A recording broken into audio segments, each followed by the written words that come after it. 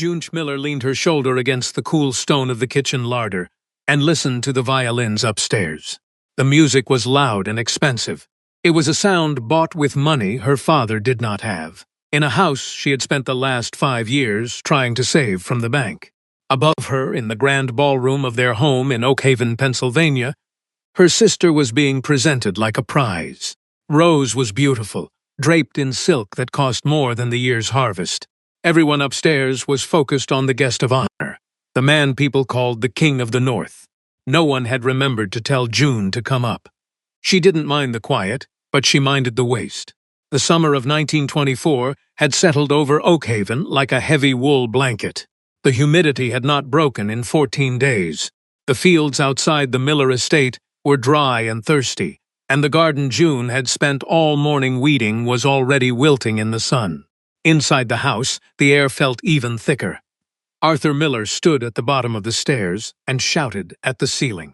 He was looking for candles. He had ordered 50, but he only saw 10. June walked into the hallway with a heavy wooden crate in her arms. She set it down with a dull thud. "There are 40 candles in this box, Dad," she said. "I could not get the full 50. The shopkeeper in town wants the bill from last winter paid before he gives us more credit." Arthur tightened his grip on his cane. His knuckles were white. "Do not talk to me about bills tonight," he said. "Not today." June wiped a smudge of soot from her forehead. "Someone has to talk about them," she said. "Mr. Frost will be here at 7 o'clock. We should have the lights ready before he walks through the door." Arthur looked at her for a second. His eyes stayed on her face for only a moment before they shifted away. They always shifted away. He looked toward the stairs, toward the sound of Rose laughing with her friends. "Go make sure your sister is ready," he said. He walked away without looking back. June did not sigh. She had learned a long time ago that sighing was a waste of breath she needed for work. Rose Miller came down the stairs at 20 past 7. She wore a dress the color of a peach. Her blonde hair was pinned up in perfect curls. She looked like their mother had looked. She was 22 years old and carried herself with the ease of someone who expected the world to be kind to her. "Do I look, June?" Rose asked. She stopped on the middle step and smoothed her skirt. "You look exactly the way you are supposed to look," June said. It was the truth. Rose was the face of the family. Rose adjusted her white lace gloves. "Dad says Kalen Frost is a widower," she whispered. "He says he is very old, very rich, and very dangerous. They say he hasn't aged a day in 100 years. June picked up a fallen petal from the rug. "He is a man who runs an estate, Rose. That is all we need to know.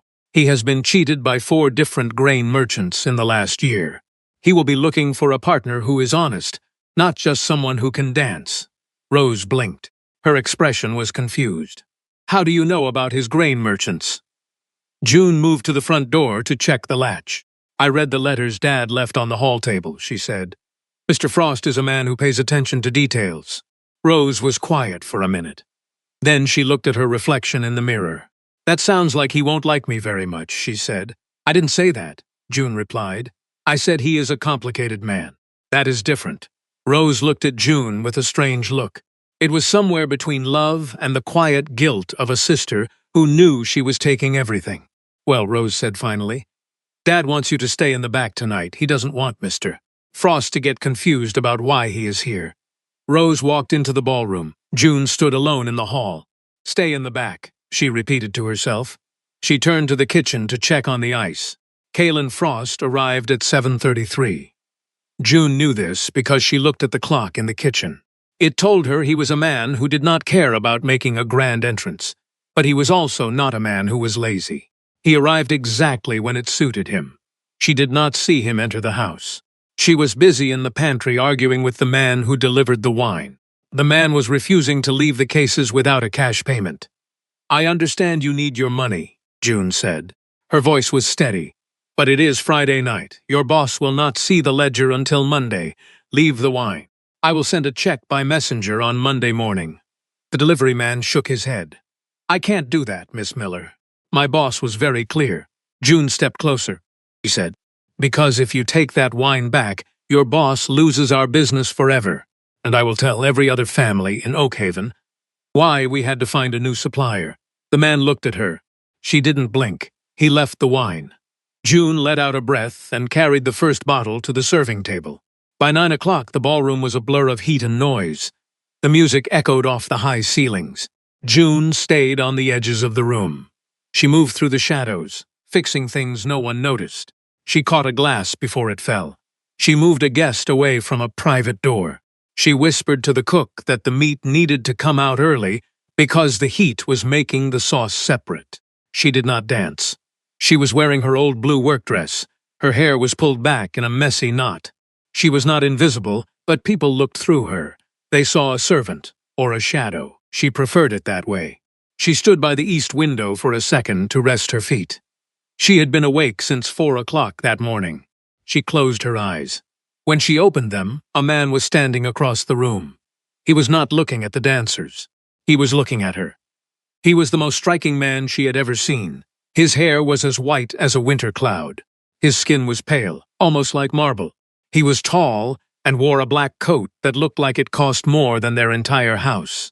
This was Kalen Frost, the Vampire King. He stood in the middle of a group of people who were all trying to get his attention.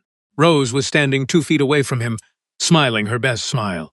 But Kalen Frost was not looking at Rose. He was watching June. He didn't smile. His face was like a mask of stone. His eyes were dark and focused. June felt a shiver run down her back that had nothing to do with the heat. She looked away first. She turned and walked back into the kitchen corridor. She had work to do. At 9:30, her father found her. He grabbed her arm and pulled her into a corner. "What are you doing out here?" Arthur hissed. "I told you to stay out of sight." June looked at him. "I am making sure the guests have food, Dad." "I don't care about the food," he said. Frost keeps looking toward the corners of the room. "I will not have him distracted from Rose."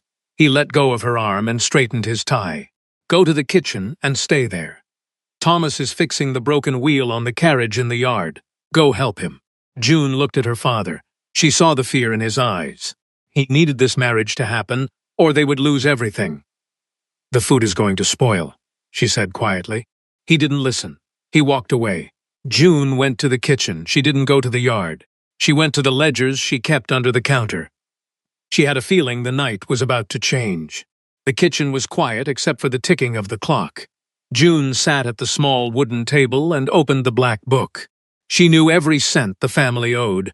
She knew the name of every bank and every man waiting for a payment. She heard a soft sound at the door. She thought it was the cook, but when she looked up, she froze. Kalen Frost was standing in the doorway. He was even taller up close. His white hair seemed to catch the light of the single candle on the table. His skin was so pale, it looked translucent. He didn't look like a king. He looked like a man who had walked a very long way alone. "You are June Miller," he said. His voice was deep. It sounded like the wind through old trees. "Yes," she said. She didn't stand up. She didn't bow. She just looked at him. "Is there something you need, Mr. Frost?" He walked into the room. He moved with a grace that wasn't human. He didn't make a sound on the floorboards. "I was told the woman who runs this house would be in the ballroom," he said. June leaned back in her chair. "My sister is in the ballroom," she said. "I am just the one who keeps the roof from falling in." Kalen stopped at the table. He looked at the ledger. "You are the one who argued with the wine merchant," he said. It wasn't a question. June felt her face get warm. "I did what I had to do," she said. "We needed the wine for your visit." Kalen reached out and touched the edge of the book with a long, pale finger. "And you are the one who told the cook to change the menu because of the heat." "You have been watching me," June said. She felt a strange spark of anger. "Why?" Kalen looked at her. His eyes were not cold. They were tired. "I've spent 200 years watching people perform for me," he said. "I have seen every smile and every dance. I wanted to see the person who was actually working." He sat down in the chair across from her. "Tell me about this house, June. Tell me the truth." June looked at him. She saw the white hair and the pale skin. People called him a monster, but he was the first person in years who had asked her for the truth. "This house is a lie," she said. "We owe $3,000 to the bank in Oakhaven. The roof needs to be replaced before winter. My father spent our last $100 on the flowers in the ballroom." She closed the book. "We are pretending to be rich so you will marry my sister and pay our debts." Kalen did not look shocked. He didn't look angry. He just nodded slowly. I knew about the bank, he said. My assistant checked the records before we arrived. June stared at him. Then why are you here? Kalen leaned forward. The candlelight reflected in his dark eyes. I came to see if the person who was keeping the lie alive was worth meeting, he said. He stood up. I have made my decision. June felt her heart skip a beat. She thought about Rose. She thought about her father. You should go back to the ballroom, she said. My father is waiting for you. Kalen walked to the door. He paused and looked back at her.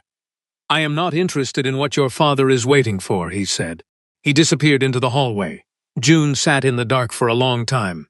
10 minutes later, the music stopped. The silence was so sudden, it felt like a physical weight. June walked to the kitchen door and looked into the hallway. She saw the guests standing still. Her father was standing by the fireplace with Rose. Kalen Frost was standing in the center of the room.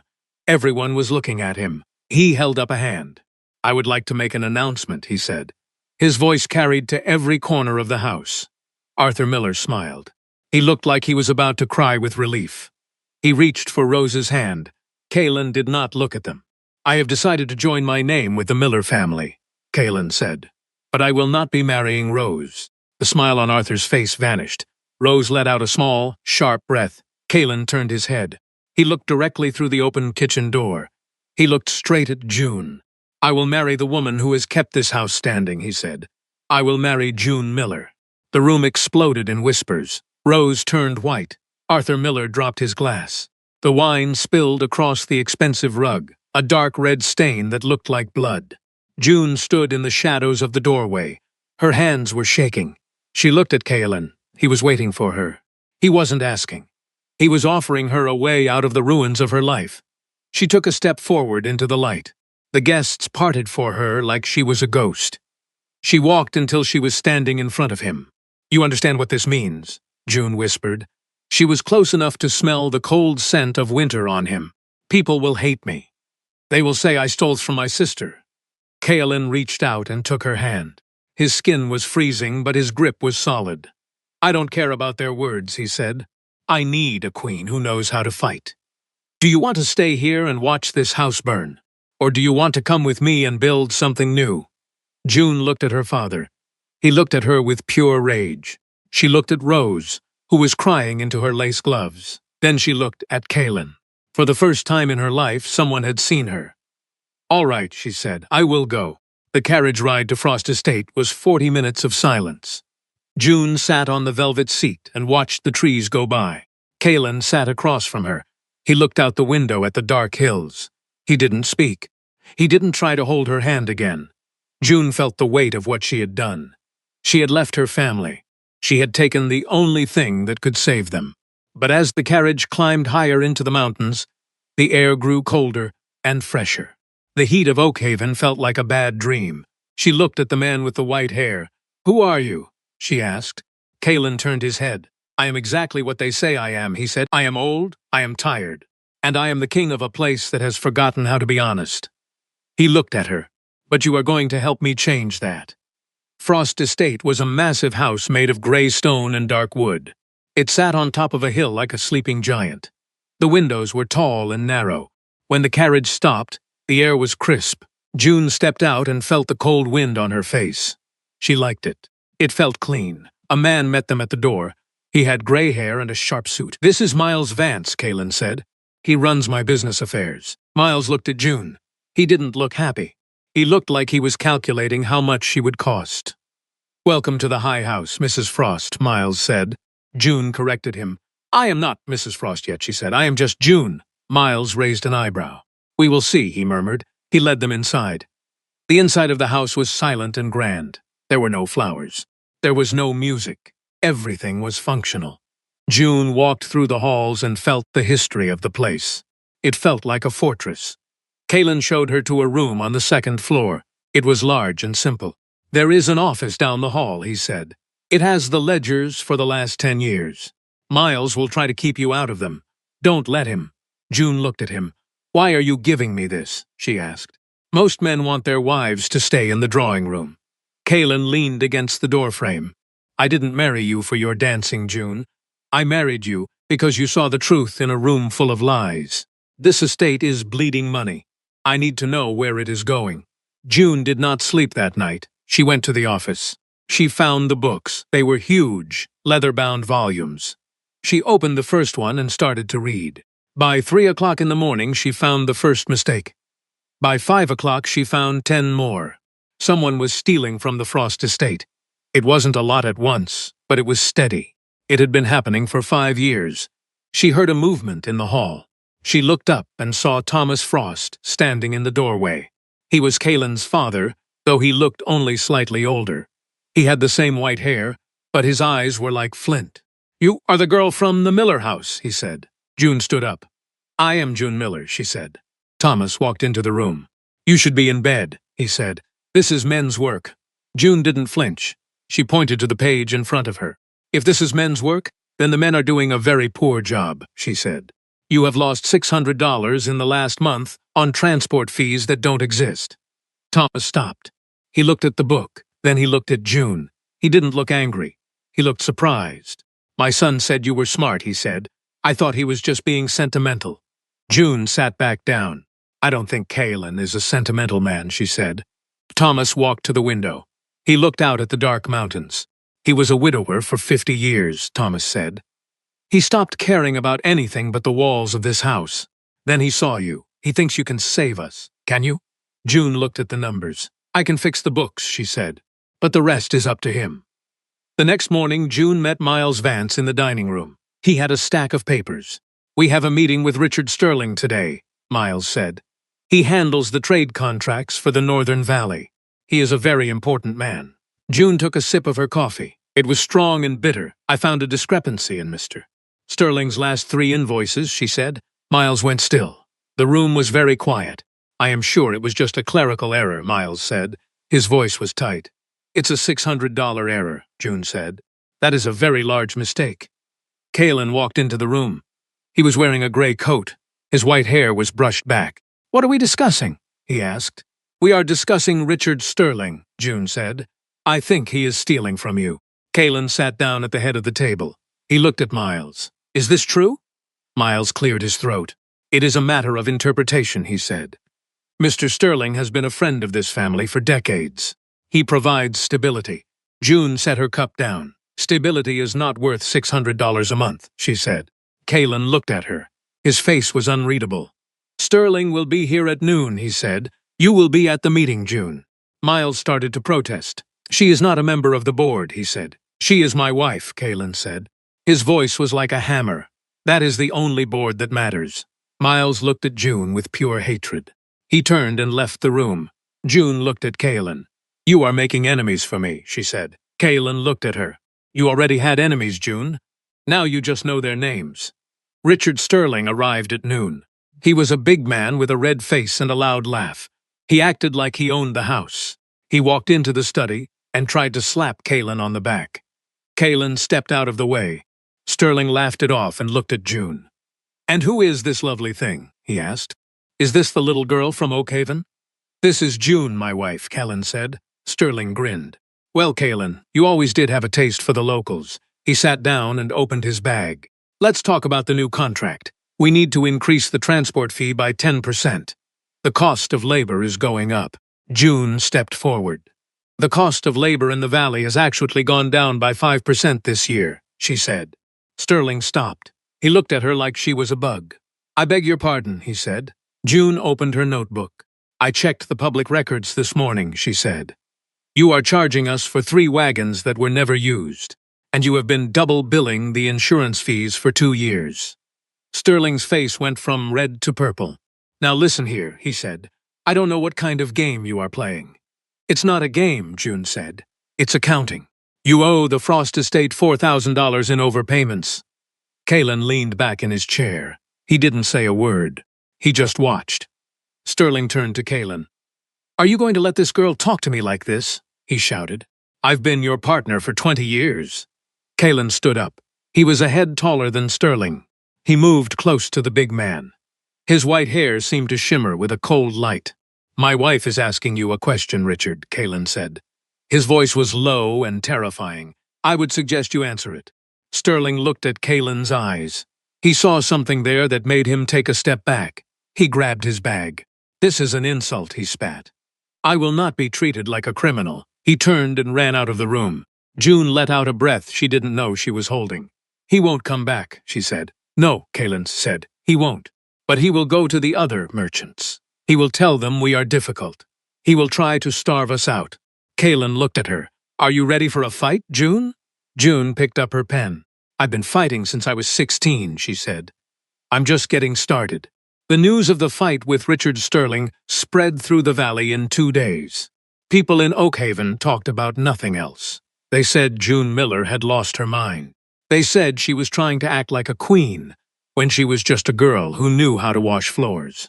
Lydia Crane, the wealthiest woman in the county, decided to see for herself. She arrived at Frost Estate on a Thursday afternoon. She wore a hat with a long black feather. She sat in the drawing room and looked at June like she was a piece of cheap furniture. "It is very brave of you to challenge a man like Mr. Sterling," Lydia said. She smiled, but her eyes were cold. "Some might call it reckless." June sat across from her. "I call it necessary," she said. Lydia tilted her head. "People are saying you have changed things here," she said. "They say you are looking through all the old books. Is that true?" June nodded. "The estate was being mismanaged," she said. "I am just fixing the errors." Lydia laughed softly. "My dear, some errors are meant to stay hidden," she whispered. "The Frost family has a long history. They have many secrets. If you keep digging, you might find something you don't like." June looked at the white-haired woman. "Are you threatening me, Mrs. Crane?" Lydia stood up. "I am giving you advice," she said. "This is a quiet county. We like things to stay the same. If you try to change the way we do business, you will find yourself very lonely." Lydia walked out, her silk dress rustling like a snake in the grass. June went to find Kalen. He was in the garden, looking at a dead rose bush. "Lydia Crane was just here," she said. "She told me to stop looking at the books." Kalen didn't look up. "Lydia and Sterling are cousins," he said. "They have been controlling the trade in this valley for 50 years. They use my name to keep people in line, and they take a cut of the profits." June felt a cold realization hit her. "You knew?" she asked. Kalen turned to face her. His skin looked like ice in the afternoon sun. "I suspected," he said, "but I didn't have the energy to prove it. I was tired of the world, June. I was waiting for someone to come along who cared enough to pull the curtain back.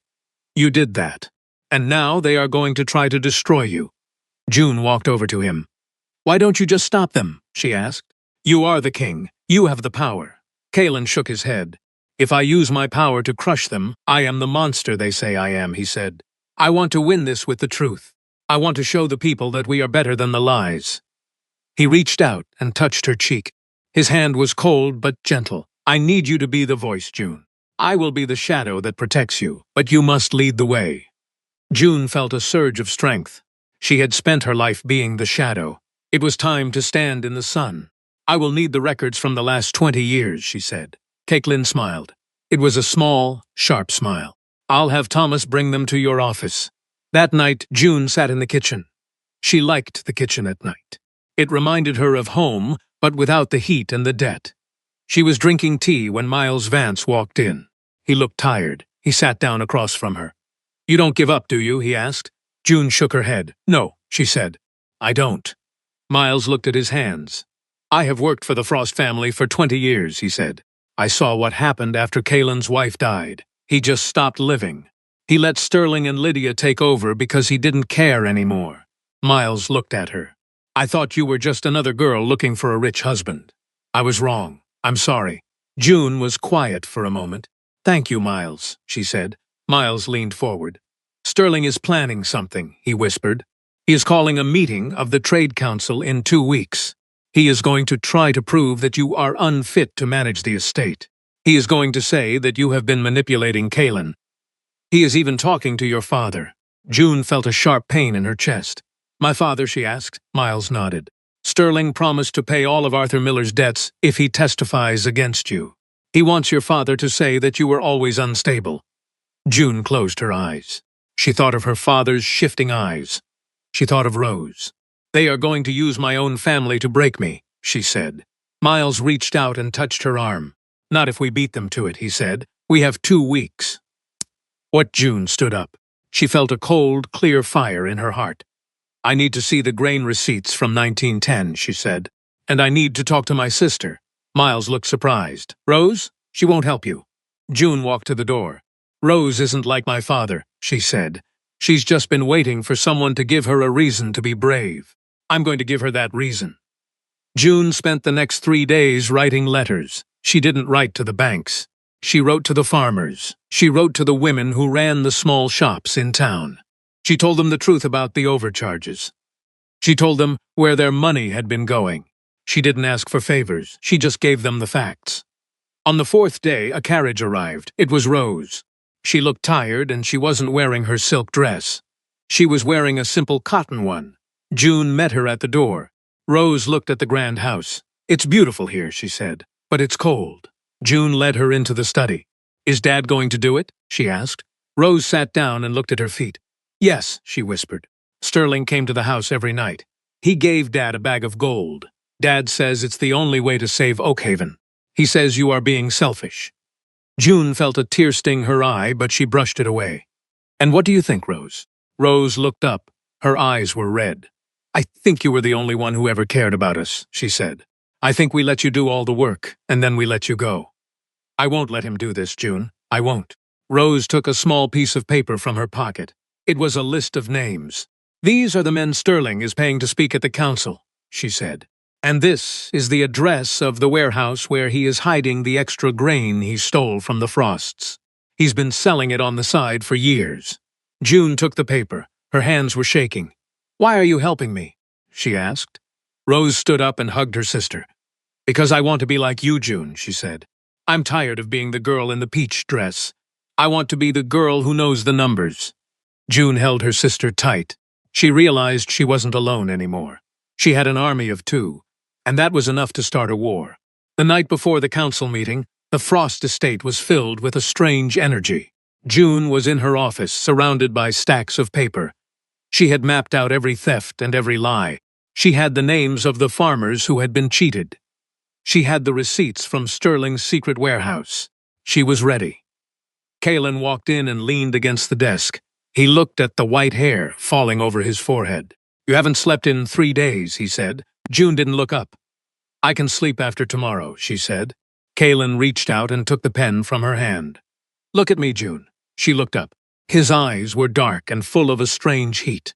You have done more for this family in a few months than I have done in a century, he said. June felt her heart race. I just did what was right, she said. Kalen shook his head. You did what was brave, he said. He leaned down and kissed her forehead. His lips were cold, but the gesture was the warmest thing she had ever felt. No matter what happens tomorrow, you are the queen of this house. Not because of a crown or a title, but because you are the only person who refused to look away. He stood up. Thomas is waiting. We are going to the city to meet the judges. We will see you at the courthouse at 10 o'clock. June watched him go. She felt a sense of peace. She had the truth. She had her sister, and she had the king. The courthouse in Oakhaven was packed the next morning. The air was thick with the smell of wet wool and nervous sweat. Richard Sterling sat at a long table with 2 lawyers. Lydia Crane sat in the front row, looking like she was at a play. Arthur Miller sat in the corner, his eyes fixed on the floor. He looked old and broken. June walked into the room with Miles Vance. She wore a simple black dress. She didn't look like a queen. She looked like a woman who was there to do a job. The head of the council, a man named Judge Harrison, hammered his gavel. We are here to discuss the management of the Frost estate, he said. Mr. Sterling, you have the floor. Sterling stood up. He looked confident. He spent 20 minutes talking about tradition. He talked about how the valley had always run on trust. He said that June Miller was a young girl who had been overwhelmed by the power of the Frost name. He said she was making false accusations because she didn't understand how business worked. Then he looked at Arthur Miller. We have a witness, Sterling said. Arthur, please tell the council about your daughter's history with the truth. Arthur Miller stood up slowly. He walked to the front of the room. He didn't look at June. My daughter, he started. His voice was shaking. My daughter has always been imaginative. She was always the one who wanted to control the money. She didn't understand her place. June felt a cold stone in her stomach. She watched her father lie. She watched him trade his daughter for a bag of gold. He told the council that June had stolen from their own family. He said she had a temper and that he was worried for Kaylin's safety. The room was filled with gasps. Lydia Crane smiled. Sterling looked at June with a look of pure triumph. "Is that all, Mr. Miller?" Judge Harrison asked. Arthur nodded and sat down. He finally looked at June. He looked like he wanted to vanish into the floor. June didn't look away. She stood up. "I would like to call a witness," she said. Her voice was clear and loud. It cut through the whispers like a knife. "I call Rose Miller to the stand," June said. The room went silent. Arthur Miller looked up, his face pale. Sterling shifted in his seat. Rose walked to the front. She looked beautiful, but there was a new strength in her eyes. "Rose, tell the council about the warehouse on Market Street," June said. Rose took a breath. She told them everything. She told them about Sterling's visits to their house. She told them about the gold he gave their father. She told them about the extra grain, and then she held up a ledger. "This is my father's book," she said. "It shows every payment Sterling made to him to keep June quiet." Arthur Miller put his head in his hands. Sterling jumped up. "This is a lie," he shouted. "She's just a girl." June walked to the front of the room. She laid a stack of papers on the judge's desk. "These are the receipts from the warehouse," she said. "They match the missing shipments from the Frost estate. And these are the affidavits from 10 different farmers who were charged double for their seed." She looked at the council. Mr. Sterling didn't think anyone was watching. He thought we were all too tired or too scared to check the numbers. But the numbers don't lie. They tell a story of 20 years of theft. She turned to Sterling. "You weren't protecting the valley, Richard. You were eating it." Judge Harrison looked at the papers. He looked at Sterling, who was now sweating through his shirt. He looked at Arthur Miller. The silence in the room was absolute. The judge leaned back. "This is very serious," he said. He looked at the other council members. They whispered for a moment. Then Harrison looked at June. "Mrs. Frost, you have provided more evidence in 10 minutes than we have seen in 10 years. We will need to investigate these records immediately. Until then, Mr. Sterling's trade license is suspended. And Arthur Miller," the judge looked at the old man, "you will return the money given to you by Mr. Sterling, or you will face charges of conspiracy." The room erupted. People were shouting. Sterling tried to push his way out the door, but 2 guards stopped him. Lydia Crane stood up and walked out without looking back. She knew when a game was lost. June stood at the front of the room. She felt the weight of the last few months lift off her shoulders. She looked at Rose, who was smiling through her tears. She looked at her father, who was being led away to sign the papers. Then she saw Kaylin. He was standing at the back of the room. He wasn't a shadow anymore. He was standing in the full light of the morning sun. He walked through the crowd. People moved aside for him, but they weren't moving out of fear. They were moving out of respect. He walked up to June and took both of her hands.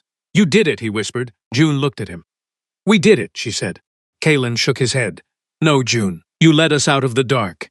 He looked at the room. "This is your house now," he said. "And this is your valley."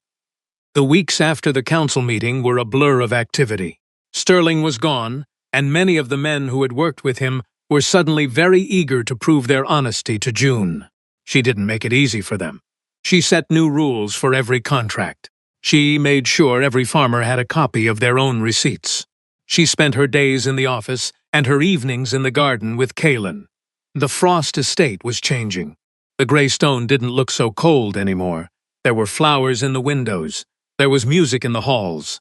Rose had moved into a small house nearby and was learning how to manage the village school. The Miller family was broken, but for the first time, the pieces were in the right places. One evening, June was sitting at her desk when a letter arrived. It was from her father. He was living in a small cottage on the edge of Oakhaven. The letter was short. It didn't ask for money. It didn't ask for forgiveness. It just said that he had planted a garden. He said the roses were starting to bloom. June held the paper for a long time. She knew she might never go back to being the daughter he wanted, but she was the daughter he needed. She put the letter in her drawer. She would visit him soon, not to fix his life, but to see his roses. That was enough for now. Kaylin walked into the room. He looked at the white hair on his shoulders. He looked like he was finally at peace. "Thomas wants us to come to the city for the winter," he said. "He wants to introduce you to the governors." June stood up and walked to the window. She looked out at the valley. The sun was setting, turning the hills to gold. "I think I'd rather stay here," she said. "There is still a lot of work to do." Kalen walked up behind her and put his arms around her waist. His skin was still cold, but she didn't mind. She felt the strength of him. "Then we stay," he said. "Whatever you want, June. You are the one who makes the decisions now." June leaned back against him. She thought about the girl who had sat in the kitchen in Oakhaven, counting candles and worrying about wine bills. She felt like a different person, but she knew she was still the same. She was still the girl who saw the numbers. She was still the girl who wasn't afraid of the truth. But now, she was also the woman who had found a home in the heart of a king. She looked at the white-haired man in the reflection of the window. "We've done well, Kalen," she said. He kissed the side of her neck. "We've only just begun," he whispered. The stars started to come out over the mountains. The high house was warm and full of light. As the years went by, people forgot to call Kalen Frost the Vampire King. They just called him the Lord of the North. And they called June the Lady of the Books. They became a legend in the valley, not because of magic or mystery, but because of fairness. They built schools and clinics. They made sure the harvests were shared. They lived a long time, or so the stories said. Some people whispered that June never seemed to age, that her eyes stayed as sharp and bright as the day she stood in the courthouse. But the truth was simpler. She was happy, and happiness has a way of making time slow down. The final transition happened on a quiet spring morning 10 years after the council. June stood on the porch of the Frost estate and watched the sun rise. She thought about the path that had led her here. She thought about the heat of that first summer and the cold of the mountain winter. She realized that everything she had lost was just a trade for everything she had found. She wasn't the shadow anymore. She was the sun, and as long as she was there, the house would never fall. She turned and went inside, ready to start the day's work. There were always more numbers to check. There were always more truths to find. And she wouldn't have it any other way. I look back at the young woman I was, standing in that stifling kitchen in Oakhaven, and I barely recognize her. She was so afraid of the silence, so afraid that if she stopped moving, the world would crumble around her. She thought that her value was in her labor, in the way she could fix things that other people broke. She didn't realize that her true strength wasn't in her hands, but in her eyes. She was the only one willing to see the world as it actually was, even when it was ugly, even when it was falling apart. She spent so much time hiding in the shadows that she forgot she was the one holding the candle. It took a man from the dark to show her that light belongs in the center of the room. We spend our lives waiting for permission to be important. We wait for a father to notice us, or a sister to thank us, or a king to choose us. But the truth I have learned is that the choosing starts with yourself. You have to decide that your voice matters before anyone else will listen. You have to believe that the truth is worth the fight, even if you have to fight it alone. I am not a queen because of the man beside me, though I love him with every breath I have. I am a queen because I refuse to be a ghost. I stood my ground when the world told me to move. I kept the books when everyone else wanted to burn them. Now, when I walk through the halls of this house, I don't feel the weight of the past. I feel the solid foundation of the future. I see the people of this valley living without fear, and I know that I helped build that peace. It wasn't magic that saved us, it was honesty. It was the simple, difficult work of being real in a world that loves to pretend. I look at Kalen, and I see a man who was once a statue, brought back to life by the simple act of being seen. We are all just looking for someone who won't look away. And once you find that, once you are truly seen, you never have to be invisible again. The house is standing. The harvest is in. And for the first time in my life, I am exactly where I belong.